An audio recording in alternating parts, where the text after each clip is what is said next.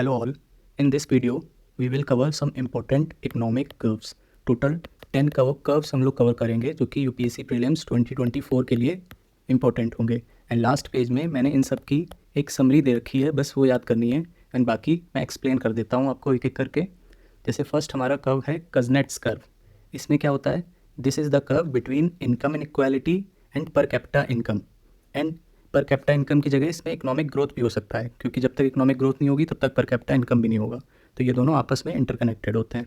Okay, अब कुज़नेट्स curve में क्या होता है, जब तक कोई भी नेशन डेवलपिंग स्टेज में होता है तब तक उसकी इनइक्वालिटी, जैसे जैसे इनका इकोनॉमिक ग्रोथ होगी वैसे ही वैसे इनकम इनइक्वालिटी भी इंक्रीज़ करेगी. एंड एक टर्निंग पॉइंट आता है जिसके बाद इनइक्वालिटी डिक्रीज़ करने लगती है. ओके, जैसे कि जो डेवलपिंग कंट्रीज़ होती हैं, तो जब तक उनमें इंडस्ट्रियलाइजेशन होगा, है ना, तो जो रिच होंगे वो और रिच होते जाएंगे, जो पुअर होंगे, है ना, उनके पास उतनी इनकम नहीं बढ़ पाएगी, तो इससे इनइक्वालिटी इंक्रीज़ होगी. बट एक टर्निंग पॉइंट आता है जब जब डेवलप्ड हो जाती हैं कंट्रीज़, तो उसमें इनइक्वालिटी कम होने लगती है. ओके, तो ये होता है डिक्लाइनिंग कर्व. उसके बाद ओके, नेक्स्ट कर्व है लॉरेंस कर्व.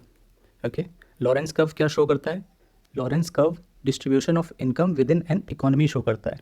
ठीक है, तो जो हमारी डिस्ट्रीब्यूशन क्या है इकोनॉमी का, ओके, इसको देख लेते हैं.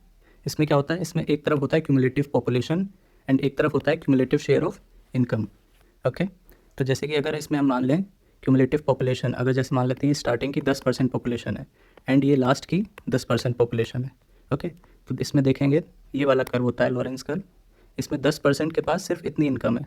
ओके, सिर्फ इतनी इनकम है, ये जो इतना पार्ट है. एंड लास्ट के जो 10% है, मतलब जो रिचर 10% लोग हैं उनके पास इतनी इनकम है ना, ये. तो आप डिफरेंस देख रहे हो, इधर ज़्यादा है इधर बहुत कम है. ओके, तो ये जो इनइक्वालिटी होती है इसी के लिए होता है हमारा लॉरेंस कर्व. ओके, अब इसी लॉरेंस कर्व से ही गिनी कोफिशिएंट भी रिलेट करता है. वो क्या होता है, गिनी कोफिशिएंट, जैसे ये लॉरेंस कर्व हमने देखा, ये वाली लाइन थी लॉरेंस कर्व की. तो ये जो अगर हम लोग सीधे ये वाली लाइन बना देते हैं 45 डिग्री एंगल पे, है ना, तो ये लाइन होती है इक्वालिटी की, परफेक्ट इक्वालिटी की. मतलब अगर कोई नेशन में, कोई कंट्री में बिल्कुल भी इनइक्वालिटी नहीं है, सबके पास बराबर पैसा है, तो उसमें ऐसी लाइन बनेगी. ओके, लाइक जो स्टार्टिंग के आप 10% इसमें देखो इतना आएगा एंड लास्ट के 10% देखो तो उसमें भी इतना ही आएगा, सेम आएगा दोनों में. ओके, तो अब ये गिनी कोफिशिएंट कैसे कैलकुलेट करते हैं, इसका फॉर्मूला होता है A/A+B. मतलब A क्या है यहाँ पे, ये जो ये वाला पार्ट है, ओके, ये A है. एंड B क्या है, B पूरा जो ट्राइंगल है.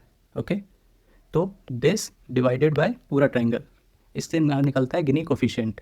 ओके, एंड गिनी कोफिशिएंट ये डायरेक्टली प्रोपोर्शनल होता है इनइक्वालिटी के. मतलब जितना ज़्यादा ये बड़ी वैल्यू आएगी उतनी ज़्यादा इनइक्वालिटी होगी.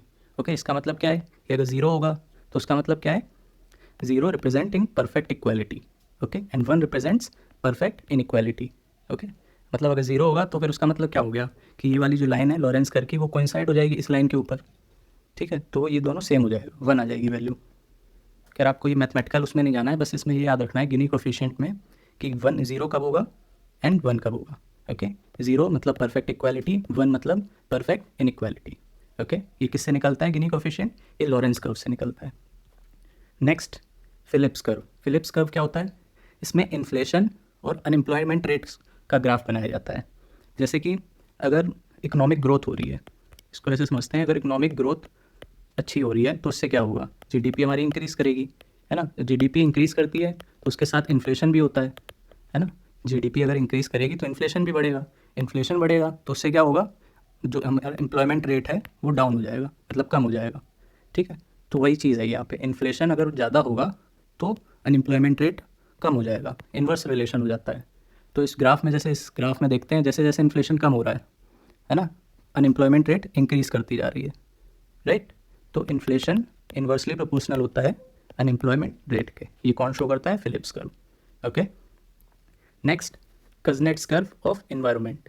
ये क्या शो करता है, ये शो करता है कि जैसे जैसे इकोनॉमिक ग्रोथ होती है किसी भी कंट्री की, उसके साथ उसका एनवायरमेंटल इम्पैक्ट क्या होता है ना, उसको ये शो करता है. तो जैसे जैसे डेवलपमेंट स्टार्टिंग स्टेज में होता है तो उसमें जैसे प्री इंडस्ट्रियल लेवल होगा तो उसमें पोल्यूशन भी साथ में बढ़ेगा, मतलब एनवायरमेंट डिग्रेडेशन ज़्यादा होगा, इंक्रीज़ होगा, है ना. उसके बाद जब ये इंडस्ट्रियल में पहुंच जाती है, जैसे हम लोग जानते हैं सबसे पहले एग्रीकल्चर आता है, फिर मैन्युफैक्चरिंग आता है, फिर लास्ट में सर्विसेज सेक्टर आता है. तो जब ये एग्रीकल्चर वाले में होगा तो उसमें इंक्रीज़ करेगा, फिर मैन्युफैक्चरिंग आएगा उसमें भी इंक्रीज़ करेगा एक पॉइंट तक. उस पॉइंट टर्निंग पॉइंट के बाद ये डिक्रीज करने लगेगा। जैसे सर्विस सेक्टर में जब ये जाएगा तो सर्विस सेक्टर से तो कोई ज़्यादा इन्वायरमेंट हार्म होता नहीं है ना, तो उससे कम हो जाएगा ये। तो ये इन्वायरमेंटल इम्पैक्ट को शो करता है कुज़नेट्स कर्व। ये इन्वर्टेड यू शेप का होता है, इन्वर्टेड यू शेप्ड।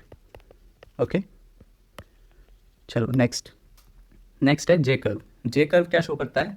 ये शो करता है कि किसी भी इकोनॉमी में डिप्रिशिएशन हो रहा है ना, तो उसका कुछ टाइम तक इम्पैक्ट ये होगा कि उसकी जो करंट अकाउंट बैलेंस होगा वो डिक्रीज़ करेगा और एक पॉइंट के आने के बाद फिर तेज़ी से इंक्रीज़ करेगा। लाइक इसको समझने को ऐसे समझते हैं, जैसे अगर डिवैल्यूएशन होगा तो उससे एक्सपोर्ट्स पे क्या असर पड़ेगा? चीप हो जाएंगे, एंड इम्पोर्ट्स पे क्या होगा? एक्सपेंसिव हो जाएंगे। तो जब एक्सपोर्ट हमारे चीपर हो जाएंगे, मतलब एक्सपोर्ट से जो हमारे पास पैसा आएगा वो कम हो जाएगा और इम्पोर्ट ज़्यादा हो जाएगा, तो इससे क्या होगा? करंट अकाउंट डेफिसिट इंक्रीज़ कर जाएगा। ये है शॉर्ट टर्म में, but in long term it will be beneficial. तो थोड़े टाइम बाद वो क्या करेगा? वो इंक्रीज़ होना स्टार्ट कर देगा। ओके, पॉजिटिव में चला जाएगा। तो this is J curve. Next लाफर curve.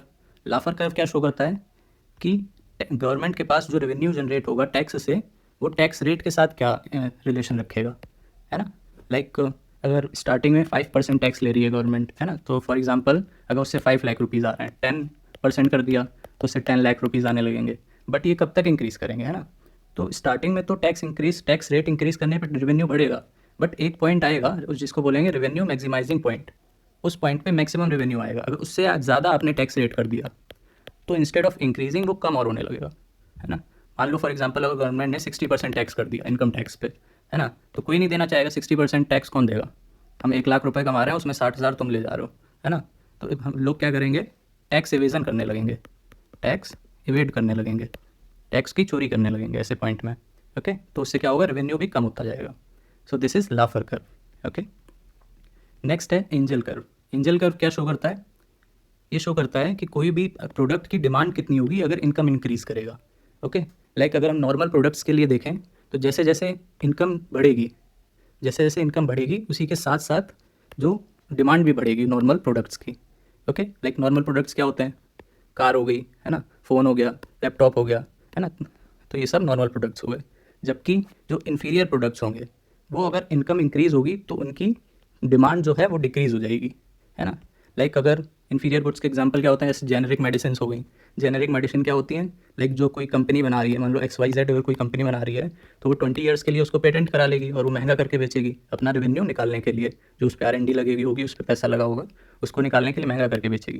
लेकिन 20 साल बाद उन्हीं दवाई को कोई और कंपनी बिना पेटेंट कराए भी बेच सकती है, गवर्नमेंट दवाई जैसे होती हैं, तो वो कम में बिकती हैं। ओके, तो ये होती हैं जेनेरिक मेडिसिन। और कोई डिस्काउंटेड क्लोथ्स होते हैं, है ना, सेकंड हैंड कार्स हो गई, तो इन सब की वैल्यू बढ़ जाती है इन्फीरियर गुड्स की जब इनकम इंक्रीज होती है, right. Next is beverage curve. Beverage curve क्या शो करता है? एक जॉब की वैकेंसी रेट को शो करता है अनएम्प्लॉयमेंट रेट के साथ, है ना। जैसे कि अगर वैकेंसी ज़्यादा होगी, है ना, तो उससे क्या होगा? एम्प्लॉयमेंट भी ज़्यादा होगा, अनएम्प्लॉयमेंट रेट कम होगा, राइट। लेकिन अगर वैकेंसी जैसे जैसे कम होती जाएंगी वैसे वैसे अनएम्प्लॉयमेंट रेट बढ़ता जाएगा, इन्वर्स रिलेशन, है ना। तो वही यहाँ पे शो हो रहा है।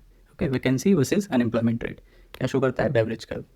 नेक्स्ट राहन कर्व। राहन कर्व क्या शो करता है? ये इकोनॉमिक परफॉर्मेंस को शो करता है गवर्नमेंट स्पेंडिंग के साथ। लाइक गवर्नमेंट स्पेंडिंग अगर एक लिमिट तक है तब तो इकोनॉमिक परफॉर्मेंस इंक्रीज़ करेगी, बट अगर गवर्नमेंट ज़्यादा स्पेंड करने लगेगी तो उससे क्या होगा कि जो लोग हैं वो आलसी हो जाएंगे, उनको फ्री का पैसा मिलने लगेगा, तो उसकी प्रोडक्टिविटी कम हो जाएगी, इकोनॉमिक परफॉर्मेंस कम होने लगेगी एक पॉइंट के बाद।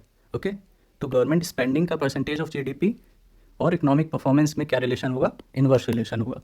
ओके, ये कौन शो करता है? राहन कर्व। नेक्स्ट लास्ट, ये कुछ इकोनॉमिक रिकवरी कर्व्स होते हैं। ओके, इन पे PYQ भी आ चुके हैं, उनको एक एक करके देख लेते हैं। इनमें बस हमको ये जानना है, शेप जानना है बस। जैसे V शेप्ड है तो इसमें क्या होगा? पहले डिक्लाइन होगा, रिसेशन होगा, फिर इंक्रीज़ कर जाएगा। इसमें डिक्लाइन होगा फिर धीरे धीरे इंक्रीज़ करेगा। W में क्या होगा? डिक्लाइन होगा, इंक्रीज़ होगा, फिर डिक्लाइन होगा, फिर इंक्रीज़ करना से स्टार्ट होगा। ओके, U शेप्ड में क्या होता है? डिक्लाइन होता है, फिर धीरे थोड़े टाइम तक डिक्लाइन वाली स्टेज में रहता है, उसके बाद इंक्रीज़ होता है।